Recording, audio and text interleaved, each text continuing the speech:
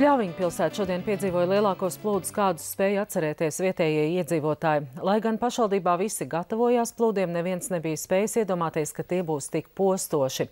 Pašlaik ledus sastrēgumā ir izveidojies pārāvums un ūdens līmenis upē ir krities, taču pilsētā ūdens ir palicis.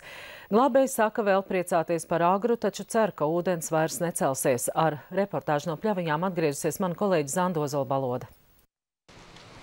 4:00 no rīta saņemam ziņu. Ledus no Krāslavas un Daugavpils ir sasniedzis Jēkabpili un lēnām, bet nenovēršami tuvojas Pļaviņām. Iedzīvotājiem top skaidrs, plūdi būs, no tiem izvairīties nav cerību. Pašlaik es stāvu Daugavas malā pie betona dambja, kas ir tapis pagājušajā gadā. Tas ir tapis ar daļēju Eiropas Savienības līdzfinansējumu un izmaksājis 900 000 latu. Ledus ar milzīgu spēku tiek spiests pret dambi. Betons tikai daļēji spēja aizturēt ledus kalnus. Vietām tie ir augstāki par dambi, daudz vietu ūdens skalojas pāri, arī pa apakšu sūcas ūdens. Iedzīvotāji saprot, dambis ir kapitulējis dabas stihijas priekšā. Modri ķer savu mucu.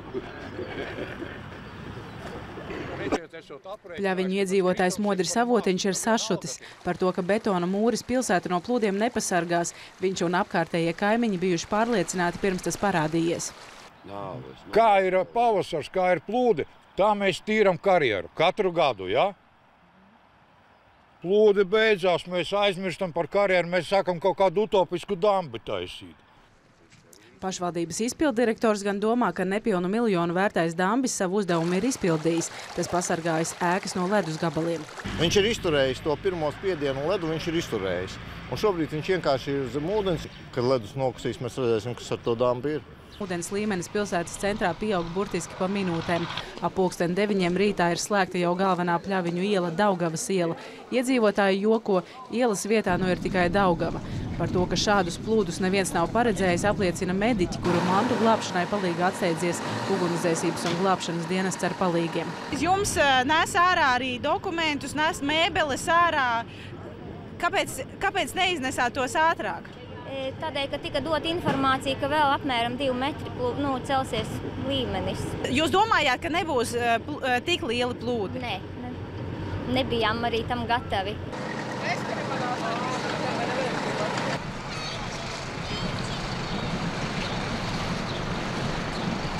Ūdenskritums, kas man atrodas aiz muguras un atgādina Ventas rumbu, ir jaunais Pļaviņu dambis, uz kuru pašvaldība lika lielas cerības. Laikā, kad šeit nav plūdu, tad attālums līdz ūdens līmenim ir 5 metri. Tādu plūdu nav bijis Pļaviņās nekad tik lieli. Arī šis Aiviekstes upes dambis, kuru nofilmējām pirms 2 dienām, uzbūvēts pērn. Tā kā tagad tas pazudis zem ūdens, skaidrs, ka darbam lielas jēgas nav bijis. Apkārtnes iedzīvotāji stāsta, ēkai, pa kuras logiem iekšā skalojas ūdens, saimnieks ilgi centies panākt atļauju atrasties pašas Aiviekstes upes krastā. Juridiskās cīņas vēl neesot galā. Šogad nomalē, jeb tā sauktajos gostiņos, pali nesot tik lieli kā 79. gadā. Ar Pļaviņu centru ir citādāk. Ar katru mirkli pilsēta arvien vairāk pazūd zem ūdens. Glābēji evakuē iedzīvotājus, kas līdz pēdējiem ticējuši, ka ūdens līdz viņu mājām neatplūdīs.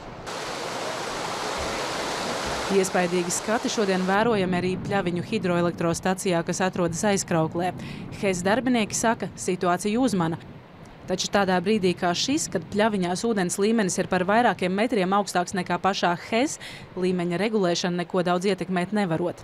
Tas ledus sablīvējums, kas tur izveidojies un kas arī iepriekšējos gadus varbūt bija, tad ar līmeņa svārstībām nekādu lielo ietekmi uz šo ledu nevaram izdarīt. Pēc 2:30 dienā Pļaviņās ledus pārauj aizsprostu un līmenis Daugavā sāk strauji kristies. Glābēji ar prognozēm ir piesardzīgi, taču cer, ka tas vairs necelsies. Zandozola Baloda, Ingus Graudiņš, Latvijas televīzija.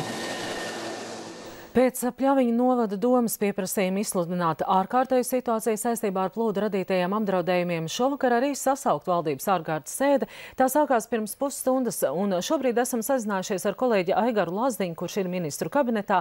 Labvakar, Aigar! Labvakar! Tātad sēde visticamāk vēl turpinās, bet kāda ir tavā rīcībā esošā informācija? Jā, sēde, protams, joprojām turpinās.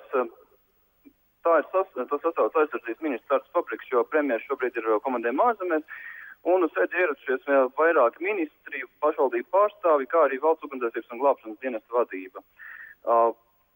plānots ir izsludināt ārkārtas stāvokli 4 pašvaldībās - Pļaviņā, Ogrē, Daugavpilī un Daugavpils novadā, un visticamāk, ka tas arī tiks izdarīts. Bet sēde joprojām turpinās. Aigara, šobrīd ierodoties, ka tu vēroji, kā nāc pašvaldību vadītāji un ministri, vai ir tāda redzama apņemšanās tiešām reāli palīdzēt? Jā, ministri bija apņēmīgi, sagatavojušies darbam šķita. Un, protams, jā, ārkārtas stāvoklis izsludināt, tas nozīmē, ka var iesaistīt gan plašākus glābēju spēkus, gan armiju, tas ir Nacionālās bruņotos spēkus glābšanas darbos, un paredzēts, ka tas arī notiks. Paldies! Paldies tev par šo informāciju. Tātad atgādini sazinājāmies ar kolēģi Aigaru Lazdiņu, kurš seko tam, ko būs ministri un pašvaldību vadītāji vienojušies šovakar ārkārtas sēdē.